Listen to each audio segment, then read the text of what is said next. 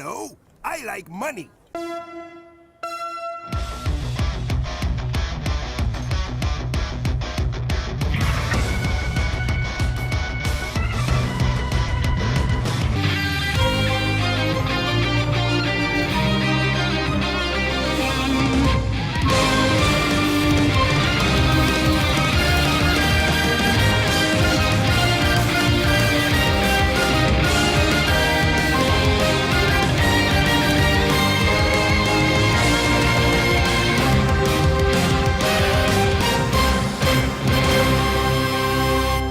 I am semi-conflicted about what I truly thought about this episode. It's undoubtedly really good, but I feel like Gemba's entire arc going away from the team and Madrex being back could have been better if the show would have squeezed more out of it. I really believe that we should have gotten at least one or even two more episodes to that story and really have like Akira's words really start sinking in Gemba's head, like pretty much making Gemba believe that yes, he has a place to go, he doesn't need a place to die in, and he has people that would accept no matter what. But it was still a good episode with a little bit of a rush job. But I love the connection that the show really made between Gemba and Madrex, being two individuals that feel like that they were cut off the team they used to know, with Madrex just wanting to be gone, not this puppet for this race, and he believes that now the trio can do better without him, while Gemba feels kind of like he has no real place with the Boonboomgers because like his true actual ambition is to kill this race, and their interaction might have been the spark that really lit in Gemba's head to pretty much gain that confidence to at least come to Taya's place and talk to the team. While like I love that Rex understood that yeah, like he's gonna die, like this race is going to recognize that, oh, you're very much gained your memories back, so he understood that his hands is not on the wheel anymore. And he's literally, and Rex literally told Gemba, it's like, hey, it's not the full-on quote, but it's like my hands aren't on the wheel, and I would probably wouldn't get my hands on the wheel anymore. But you still have that time to get them back.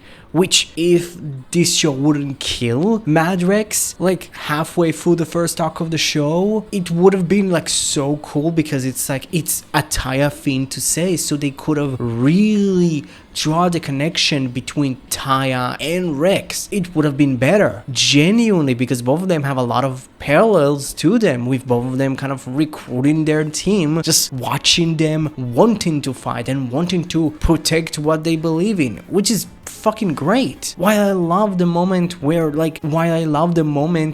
Rex broke character next to this race, mainly because it's like, oh, this race pretty much like said, okay, they're useless, the trio is completely useless, I'll just make them puppets too.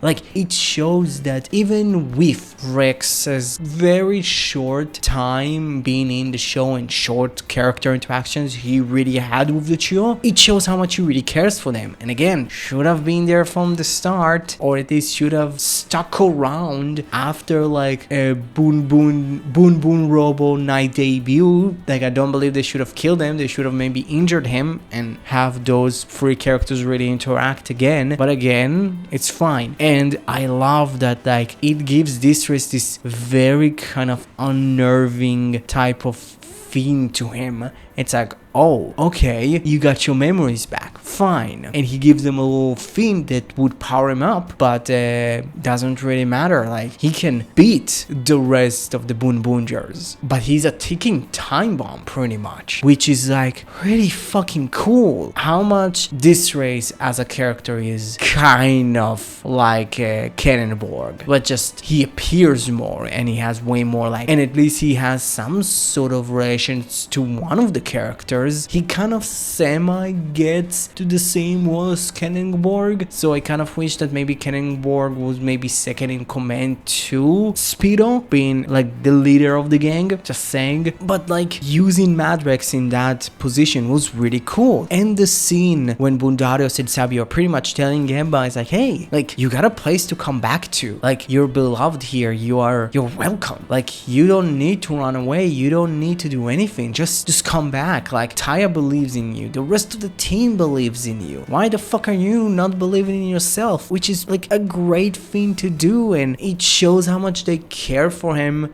by like literally showing Gemba it's like, hey, here's that Boon Boon champion jacket. They made it for you. They didn't made one for Sakito because they don't give a shit about him. But it is really cool. And the fight between the Boonboomgers and Rex was great. The first half was great, the second half was even better, while I am still confused about how Gemba just finds manhole covers and just chucks them at random monsters. I'm just straight up confused about that. And then we got the really cool fucking like fight scene when the team get their champion jacket and they get to use their powers of the like Boon carrier cars. Cool. And in the end, Madrex dies. I do love when he dies. He flies out to space and he's pretty much doing his roll call, which is nice. While also it is going to be interesting when the trio are going to learn that Madrex is dead. And it's going to be interesting how they're going to learn it, if they even have the full context to it. It is going to be interesting that maybe this would be the turnaround spot for them to maybe turn twinner or even fully face and become full-fledged good guys. And also Sakita was there. He got to use Wright's hand-me-down and he got to fight two monsters. It's weird. Like I think like Sakito like as a character really, like Sakito's character